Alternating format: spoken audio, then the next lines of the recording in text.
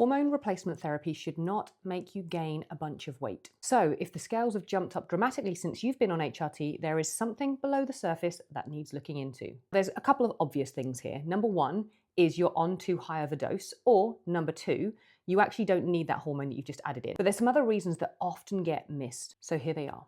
Number one, histamine. Histamine comes from the immune system, and it's super important. It has a job to do.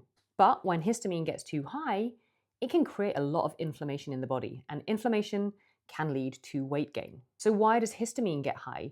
It can be coming from poor gut health, it can be coming from an immune system that is overreacting, and it can come from too high estrogen, because high estrogen will create the release of more histamine, and then more histamine will create the production of more estrogen, and now you are stuck in a big cycle. So the key here is absolutely getting your gut health in check first and working on that immune system, because many women have an overactive immune system and they just don't know it, and it's actually driving so many of their symptoms. And then number two is poor metabolic health. Now, hormones are actually really important for metabolic health, but if you start adding them in way too early when you have insulin resistance and your metabolism is really slow, metabolism doesn't just mean metabolism of calories, it means metabolism of everything.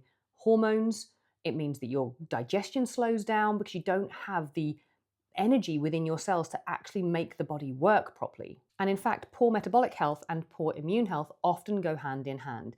We often see women with unmanaged autoimmune conditions end up with a lot of metabolic issues, insulin resistance, high blood glucose, because that's what actually fuels the immune system. It runs on glycolysis, and all of that leads to a lot of inflammation. So the key here really is, number one, make sure you're on the right dose and make sure that you have tested your hormones to know what you actually need, because many women go onto estrogen when actually their estrogen is already fluctuating high. And number two, work on the foundations first. Make sure that your gut is in check, make sure that histamine is managed, and make sure that your immune system and metabolic health are in good order. Because remember, HRT will amplify what is below the surface. And this is why when we work with clients on a one-to-one basis, we go through a real process first before we actually address hormones.